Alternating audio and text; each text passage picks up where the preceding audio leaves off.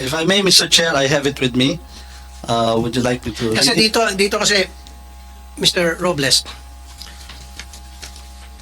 dito sa opinion na ibinigay ng OGCC, opinion number 070 series of 2023. Okay? Makapal to, maraming pages to, pero I'll go straight to the page wherein it says here, aside from OGCC's conduct of an individual review of any contract, agreement, or arrangement of PCSO with a game proponent for the launching of an online game on an experimental test run basis, PCSO shall likewise secure the Office of the President's approval pursuant to Section 10 of the PCSO Charter. Mr. Chairman, if I may, that is referring to a different game. Birthday Panalo po yan. We're talking about online dito. Walang sinabi dito birthday panalo. It says here, launching of new games with the game proponent as an agent on an experimental test line basis and procurement of several online betting systems or platforms. Never na minention dito ang sinasabi ninyong bingo panalo. Birthday Panalo po. Ito po yung aming sa web-based application betting platform which is specific with Pacific Online Systems dated 21 December 2023. Yung sinasabi ng 70, it's on page 17, birthday panalo. It doesn't matter, Mr. Robles, regardless. Sinasabi ng OGCC, any contract agreement, regardless kung yan ay birthday panalo o e-lotto, dito, very clear, any agreement or any contract or agreement or arrangement of PCSO with a game proponent for the launching of an online game. So yung birthday panalo online yon, yung e-lotto online yon. So sinasabi, any online game, kailangan may permiso from the OP. Regardless, kahit na ibang game yung sinasabi mo. The fact na sinasabi ng OGCC, ulitin ko for the nth time, any contract agreement or arrangement of PCSO with a game proponent for the launching of an online game. Online yung iloto, di ba? Yung birthday panalo, online pareho. Pagbabangkay mo parehong online. So therefore, kung pareho silang online, pareho dapat may permiso sa Office of the President. I respect your opinion, Mr. Chairman, but I'm specifically referring to the memorandum of the OGCC sa contract review nila sa amin of 21 December 2023, which is much later, Mr. Chairman. Regardless, I see what you're coming from. I understand what you're saying. Exactly. Pero again, nais kong ipa-remind sa inyo lahat dito, sa iyo especially, Mr. Robles, yung sinabi rito ng OGCC. Sabi mo, ibang laro yung hiningan nyo ng opinion. Ang hiningan nyo ng opinion ay tungkol doon sa birthday panalo. Okay, nandun na tayo. Online game. Tama. PCSO na iloto, online game din. Parehong online game. Regardless kung magkaiba sila ng hiningan nyo ng opinion. Pero the fact na it states here na online game should have the permission of the Office of the President. That you should have secured permission from the OP. I'd like to ask the opinion of Mr. Juni Kua here, the chairman of the PCSO. Mr. Kua, ano po masasabi nyo? Well, tama naman po yung binasa ninyo kanina na kinakailangan na humingi ng permiso sa Office of the President. I'm sorry po, sir. So, you agree with me doon po sa nabasa ko, Mr. Kua being the chairperson of PCSO? Well, nakita ko naman pong binasa niyo yun doon sa provision ng charter at yun din po ang pagkakaalam ko. Thank you, Mr. Kua. Okay, Mr. Robles, ayan, pati yung chairman ninyo sa PCSO, naintindihan po yung sinasabi ko, naintindihan po yung binasa ko, very simple lang po talaga yon. Actually, pang kindergarten lang po yon. Na sinasabi rito, pag online, kailangan may permiso mula sa OP. Online po yung iloto. Sana po, kumuha kayo ng permiso sa Office of the President. Binaypas niyo po yung OP sa proyektong ito. Number 1 violation po yun. Why was it violated? Mr. Chairman, assuming that that is correct, we are just on a test run po. We have to test this before having it approved. Kasi po, it would look, kung hindi naman po gumagana, pag naunam naman po yung approval, ay medyo mahirap din naman po yan. So we have to be very clear, this is on a test run. Exactly, precisely, definitely, absolutely, you're right. Pero, bago ka mag-test run, you should secure permission from the OP before any move whatsoever. Mr. Chair, again, you were referring to a different game. Yan po ang pinanggagalingan Sir, nakala ko ko. tapos na tayo sa different game, regardless kung anong game yung basta we're talking about online, right? Pag online, kailangan may permission from the OP, period. Mr. Chair, if I may, I would like to read from you a memorandum from the Executive Secretary. If I may, Your Honor. Yes, sir. Upon evaluation, the PCSO is advised that it has sufficient authority as in a better position to evaluate and approve its technical guidelines on betting platforms, considering that this deals with the minimum technical specifications required for betting platforms of PCSO game. Like the hardware systems, architecture requirements, interface requirements, and software specifications. Finding that these are matters that will be better evaluated by PCSO as the implementing agency for its lottery games, this office defers to the PCSO's expertise on the approval of the same. Ito po rin po regarding the betting platform po, which Iloto is a betting platform, Your Honor. So, ang ibig nyo sabihin, with that letter that you just read, and what date is that? So, pinapayagan kayo ng Executive Secretary na to go ahead at kukontrahin itong opinion ng OGCC. Kasi very clear to me, merong opinion ng OGCC, ngayon naglalabas ng opinion ang Executive Secretary na sabi na upon your discretion, para i-simplify ko na lang, na pwede kayong mag-decide na mag-enter into a project such as online gaming na kumukontra sa opinion ng OGCC. So ibig sabihin, yung Executive Secretary pumaparig na sa inyo at pinapayagan na kayo na i-bypass itong nakalagay dito sa opinion ng OGCC. I think, Mr. Chairman, we're referring to two different opinions. So, as far as we're concerned, hindi po namin we're not going against the opinion of the OGCC. No, sir. The opinion of OGCC is very simple. Pinapalawak lang po natin. We're talking about online here, sir. Online lang po. Huwag na natin ibahin pa. Online lang. It's the same animal. Yung birthday panalo and iloto, online din yun, sir. Wala tayong pinagkaiba dito. Kasi ang sinasabi niyo po, may binabasa kayong sulat na wala po akong kopya niyan, na parang sinasabi ng Executive Secretary, if I read it right, kung tama yung pagkabasa ko, na pinapayagan kayo, is your discretion na gumawa ng anumang klaseng project na pwedeng kasama na dyan yung online betting, kayo nang bahala gumawa ng mga paraan sa technicalities and all, pinapayagan na kayo ng Executive Secretary. And I don't know kung nabasa ba ng Executive Secretary itong opinion ng OGCC. Sana, pinadalhan nyo si Executive Secretary ng opinion. Sir, nagbibigay ka ng opinion yan, pero may opinion ng OGCC. Pinagbangga nyo sana. Siguro baka hindi siguro nabasa ito ng Executive Secretary, kasi kung nabasa ito ni ES, then he might not have issued that kind of letter. Kasi kung ako sa Executive Secretary at pinabasa mo sa akin to, ba't pa ako mag-issue ng sulat ng ganon? Sabi ko, hindi ko ba magayin yung OGCC? Kasi sigurado ako si ES, he'll make sure na talagang nagko-confront tayo sa lahat ng mga patakaran, sa lahat ng mga protocol sa departamento ng executive. If I may, Mr. Chair, Yes, sir. yung birthday panalo po is a game.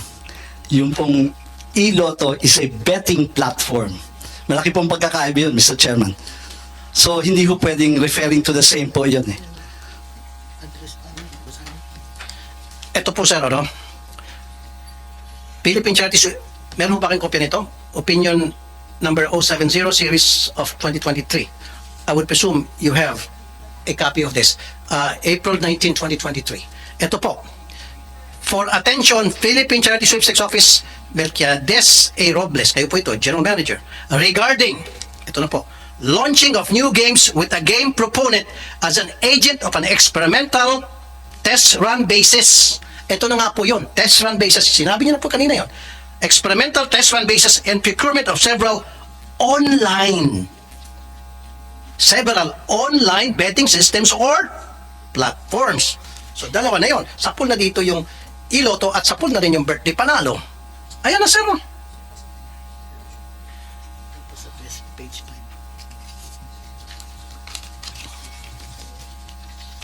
May copy ho ba kayo nito, Mr. General Manager? Okay. Dito pa po sa page 5. In accordance with the contract on PCSO service providers, Philippine Gaming Management Corporation and Pacific Online Systems Corporation binanggit. Di ba? Binanggit dito yung Pacific Online was online. Itong Pacific Online, ito po yung test run ninyo sa sa Iloto. Doon po sa birthday panalo, Pacific din ho ba ang provider? Hindi po, Your Honor. And it's just a proposal po. Exactly. So, doon sa birthday panalo, sinasabi mo kanina, ini-insist nyo magkaiba. Hindi pala Pacific yon. Pacific ang dinimension dito. Po yan, yung dati pong provider po yan. You have to understand po na dati po dalawang provider po ang PCSO. No, sino bang ang current provider? Mr. Chairman, if I may, we have the Lotto, the lottery, ano po, yung the over-the-counter lottery. Ito po, meron pong dating PGMC tsaka POSC. So in that context po, para maintindihan natin, ngayon po pinag-isa na yan under one joint venture. So para po ma-mention nila yan, it was a long time ago po yan. Kaya nga po sinasabi ko, we are guided by the more recent one.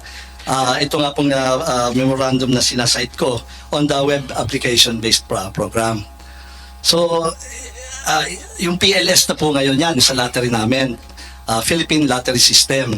Kaya hindi na nga po kasama yung PGMC and the POSC on the traditional, on the usual over-the-counter. Kaya po, we really have to be specific kung ano ang hiningi namin ng opinion. Kasi magkakasala-salabat po yan. Iba po ang context, yung backdrop po ng sinasabi nyo na yung sa birthday panalong hinihingi namin. Precisely. I see what you're saying. I know where you're coming from. But you should understand, ito pong sulat ng OGCC na pinadala sa inyo, I hope you have a copy of this. Very clear po. Plain and simple. Ulitin ko po. Paulit-ulit na lang tayo dito para mas maintindihan natin. Regarding launching of new games with a game proponent of an agent on an experimental test run basis. Yan na yung Iloto. Your Honor, if I may, Iloto po is not a new game. Existing na po ang Lotto natin. Yan po yung, We're talking about the experimental electronic Lotto. it's a betting platform, Your Honor. Betting platform, we're talking about e-Lotto, electronic betting. It's a betting platform but still covered yun ng opinion ng OGCC. You know, Mr. Robles, the reason nang gagaliti ako rito because nakatanggap ako ng maraming complaint. The last time you weren't here kasi, I talked to several Lotto agents, yung betting stations. Marami sa kanila mga OFWs, mga retirees. Nag-invest sila, bumuo sila ng pera doon. And now, mawalan silang trabaho. Mawalan silang kita. You didn't even consult them. Miss Evelyn Marking Javier, if I'm not mistaken, presidente ho kayo ng mga Lotto agents. Yes. Were you consulted? Yes, Chair. Nasarado na po yung 2,000 na outlets po. Ano po? Nasarado na po. Ano yung sabi po nasarado? There are 2,000 Lotto outlets na nasarado na po dahil nabigyan na po ng termination noong October 16. 2,000. 2,000. I mean, nag-start po yung 300 tas yung remaining pong 1,600 So, plus. so ilan po lahat ang nasarado? 2,000 po as a whole. 2,000. Ano pong binigay na reason bakit po sinara po yung 2,000 na Lotto outlets? Wala pong machine daw. Wala nang machine. Yun ang pong binigay na reason. Pero were you consulted na na-informahan po kayo na magkakaroon kami ng e-Lotto Hindi po. na posible maapektuhan ang ilan sa inyo o marami sa inyo? To my understanding, Chair, with the previous administration, they had plans of having that. Parang pag-aaralan pa po.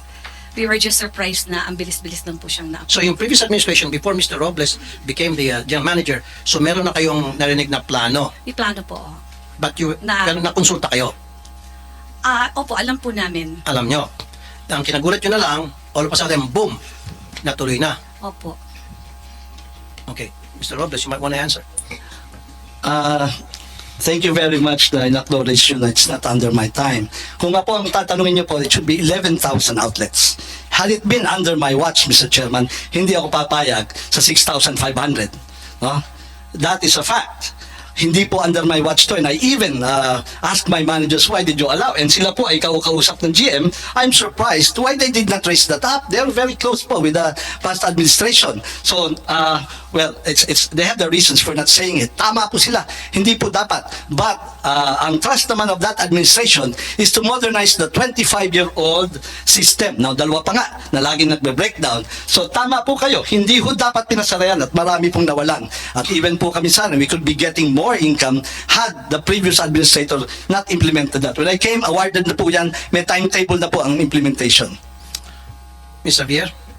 To my understanding, because I was there during the opening, the PCSO then said that they're going to initially order 6,500 because katatapos lang po ng pandemic, hindi po yata kakayanin na ganun kadami yung order nila na machine. So we were just wondering, I mean, with due respect po, no, GM, nung time po na nag-order po ng machine na 6,500, kayo na po yung nakaupo. Your Honor, that is a big lie. That is a big lie. Our records will bear us out. I will have to correct this because this is a very, very big lie. And if she's under oath, Your Honor, she will be in trouble. To my understanding po, I mean, okay, granting po na na sila yung nag-order niyan. Pero during your time, alam niyo po na maaapektuhan yung 2,000 na agent. Sana po, gumawa na lang din po kayo ng paraan na tulungan po kami na wag pong masarado yung 2,000 na yan. Kaya po, masama po yung loob ng mga lotto agents kasi parang dahil po dyan sa e-lotto, parang hindi yun na po tinulungan yung mga iba na makapagbukas po sila. Kasi dati ho pre-termination lang, sumulat kayo, tapos ginawang termination, tapos nag-stoppage. From the stoppage itself po, dapat hindi na po kayo issue mismo ng termination na kayo po yung nakapirma. Doon po yung talagang alam na nila na talagang wala na pong aasahan. Kung stoppage po yan, kung mag-aantay po ng machine, sana hindi na lang po sila tinerminate. So ano nangyari po doon na Miss Xavier, doon sa 2,000 na Sarado na po napasakan? sila lahat. Sarado na po lahat yung ano. Yun nga po yung humihingi sila ng tulong sa akin na kung maaari po na mabigyan sila ng chance na makapagbukas ulit. Ang problema po, wala po talagang available na machine. Pero open naman po nang mag-apply ulit. Pero ang problema po, mag-aantay nga po sila kung kung kailan po magmamachine. Pero to my understanding, hindi pa po yata nag-uumpisa yung procurement or sinasabi po ng mga branch managers na magkakaroon po.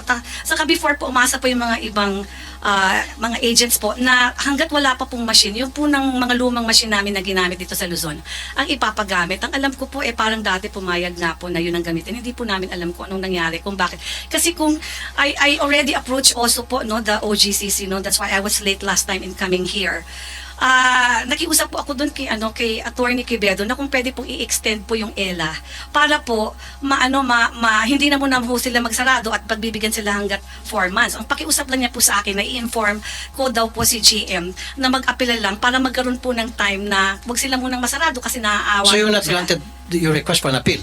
Kasi po, ang hinihingi lang po ni Attorney Quevedo that time is kung pwede daw pong sumulat sa kanila ng letter po si GM or si Chairman Kuwa na humihingi po sila ng extension para magkaroon po ng time kung merong o-orderin na machine or something. Pero sinabi ko po yun kay AGM Arnel Casas na yun po yung request ni Attorney Quevedo na kung pwede gumawa po sila ng sulat na nire-request po nila na ma-extend po yung yung ELA para patuloy pa po sila na makapatuloy po na makapagpatay at hindi masarado yung 2,000 kasi naaawa rin po siya dun sa mga agents na yun.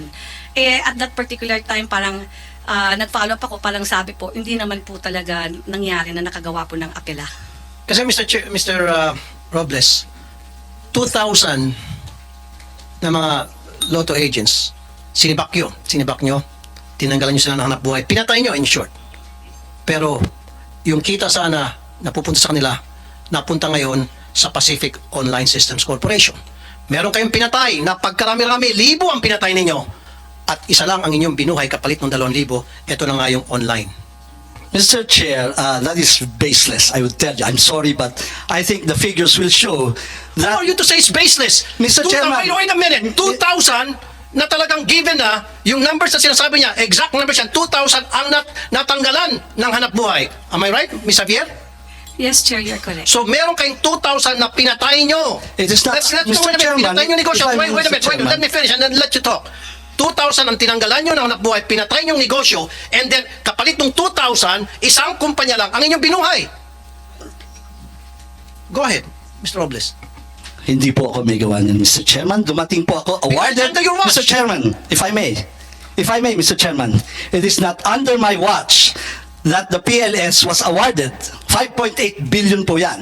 It is a modernization of the lottery system, Mr. Chairman. it was already on the But you implementation were the one stage, who Mr. asked for an Chairman. opinion from OGCC, and OGCC gave you an opinion na saying na hindi. Where are we, Mr. Chairman? Are we on the Pulai? Yes, later na yung pula. Mr. Robles, dalawa ditong issue eh. Una, nung nagkaroon itong Pacific Online Systems Corporation, pinatay ang 2,000 mga lotto agents. Pangalawa, nung humingi kayo ng opinion sa OGCC at sinabihan kayo ng OGCC ng opinion na kailangan humingi kayo ng permiso sa Office of the President and yet you did not. Attorney Francis De Valle, kanina pa kayo nagbabasa nung binigyan namin kayo ng kopya. What's your opinion on that letter? That MOA? It's your time to shine. Come on. Your Honor, the OGCC already issued an opinion that is currently being the subject of this discussion. The opinion speaks for itself, Your Honor. I might be misquoted if I make an interpretation. So I'd No, you're an rather- attorney, you're a lawyer, you should know better. Pwede ka magsalita. Yes, exactly. On behalf of the OGCC and in reference to this letter or opinion issued by the office where you present. Exactly, Your Honor. With all due respect, my training would tell me that the document speaks for itself. Okay. The When you say the is document evidence, speaks for Your Honor. itself, meaning? The opinion, Your Honor, that was issued by the Office of the Government Corporate Counsel, Your Honor. So that means, yung sinasabi rito na sana humingi ng opinion sa Office of the President, covered dito itong online gaming system ng Pacific Online Systems Corporation. Tama?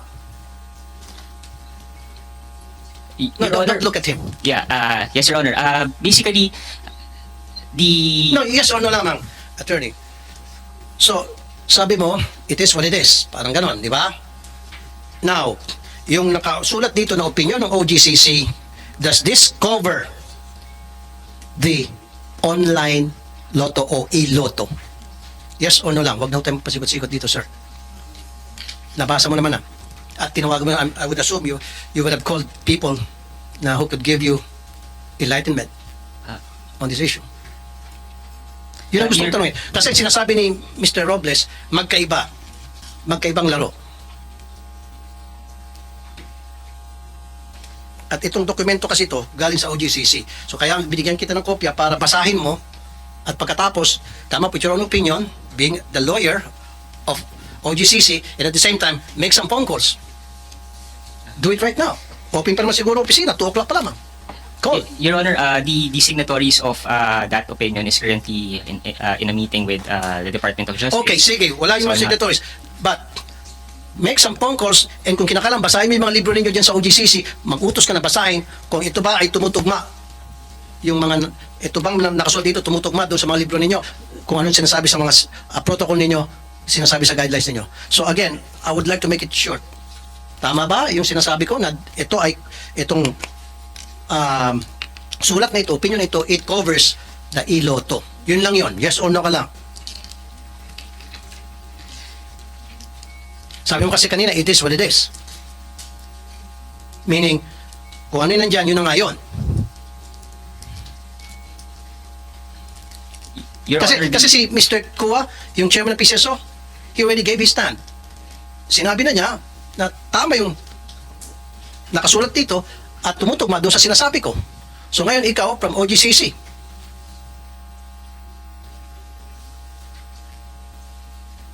Kasi itong dokumento to galing sa inyo eh.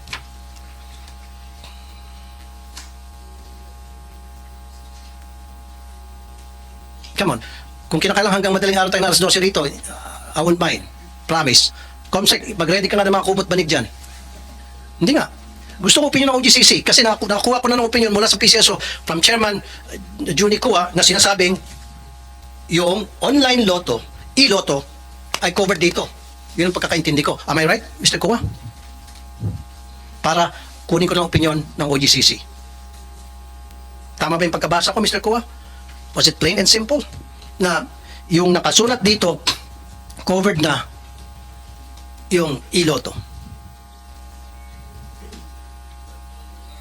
Ang narinig ko ay yung patungkol sa paghingi ng approval ng OP Correct. tungkol diyan sa Iloto. sa opinion ng OGCC. Correct. Kung ano man yung nakasaad diyan at kinonfirm ko lang na narinig ko yung binasa ninyo na kailangan ang OP approval. So do you agree with me na dapat yung online or e-lotto kailangan ng approval ng Office of the President per opinion given by OGCC? You agree? Yun din po ang honest opinion ko. Honest opinion. Thank you. Mm. Thank you. Now, it's your turn, Mr. Valle, Corporate Secretary. yes, Your Honor. So, Corporate Attorney. yeah, thank you, Your Honor. So this contract review pertains to the Memorandum of Agreement for the one-year test run of the web-based application betting platform executed by the PCSO and Pacific Online Systems Corporation. And I'm just reading from the contract review issued by the OGCC, Your Honor. So, itong contract na ito, itong opinion na ito, na binigay, ulitin ko ulit sir, na binigay ng OGCC, does this cover yung iloto na kailangan dapat humingi ng permiso from the OP? Simple lang po yung tanong ko, sir, na nahirapan po kayo. Kasi ang pagkakalam ko, lahat ng government-owned corporation, any kind of transaction they should enter into, any kind of entity, they should get the permission of the Office of the President. That's plain and simple. I'm not a lawyer, but I know that because I read some articles and I've read some procedures, policies pertaining to that. And you're a lawyer and you don't know, and kailangan mo pa maghanap. My apologies for that, Your Honor. I'd rather be careful because I don't want to mislead the Honorable Senator, Your Honor. But basically, based on my No, we're not purpose... misleading anybody. Doon lang tayo sa dokumento. Stick with whatever is written in the document. In these documents. Di ba? Lawyer po kayo, di ba? Kung ano yung nakalagay dito, ganun man dapat pag mga lawyer, di ba? Stick to documents, wala dapat tayong mga hearsay, walang kulang, walang dagdag, walang bawas. Di ba? Walang dagdag bawas. Kung ano yung nakasulat dito.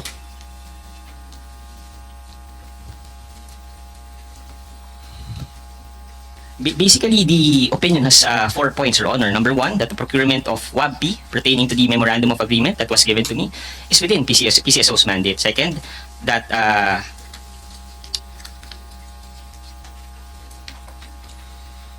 the conduct of PCSO's games through the agent is imbued with public interest, and that since this No WABP sir, lumalayo ka.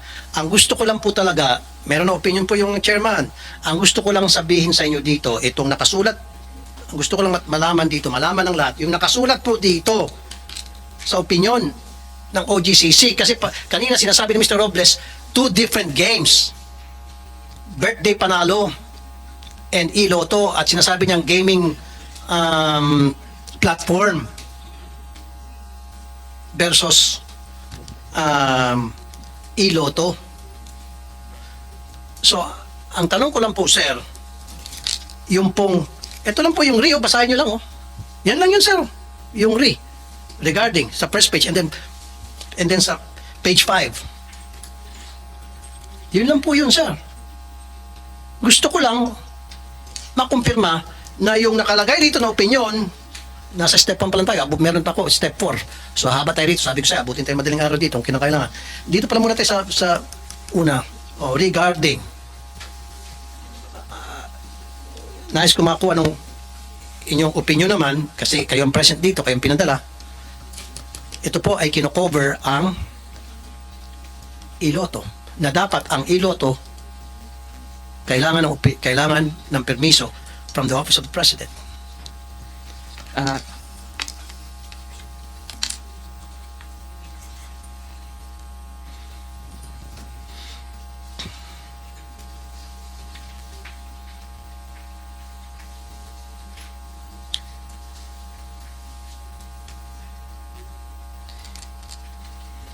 Your Honor, Maybe under Corporate paragraph Secretary 5, next time, patawag natin yung mga signatories dito sa next hearing.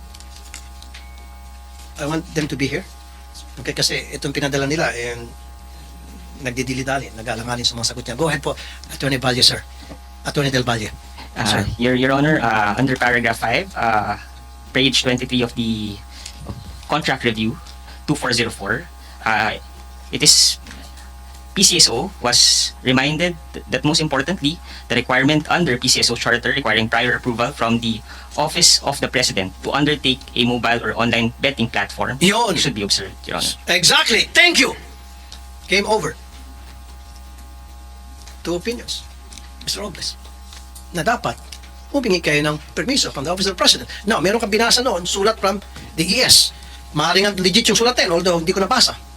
And I'm not gonna argue with you, hindi ko kontrahin yung sulat na pinadala sa'yo. Siguro, kaya nag-issue ng ganong sulat si ES saying na okay lang, now, you'll go ahead with that, sapagkat, with that project, sapagkat hindi nyo pinakita to kay ES, itinago nyo ito, kasi kung pinakita nyo to kay ES will say, hey, wait a minute. Maghukas kamay siya, ayokong gumawa ng kung ano mang opinion na gusto nyo gawin ko, usulatin ko, sabihin ko, I'm not gonna do that because ayokong kontrahin ang OGCC. Magbabanggaan ang OGCC at saka ES. At I'm sure ES is a very smart person. hindi siya magpapadalos-dalos. To his credit.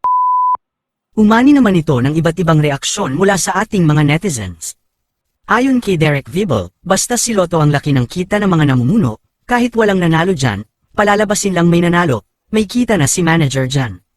Pahayag naman ni Ordona Labarda, pagmumukha pa lang ni Mel Robles corrupt na, sarap ng buhay ng mga employee sa PCSO. At ito naman ang saloobin mula sa ating kababayan na si Silver Escosura, ginagago nyo na ang tao PCSO sa mga palusot nyo. By the way, congrats PCSO, araw-araw ay Pasko sa inyo. Mga kababayan, feel free to comment below para maglabas ng saloobin sa balitang ito.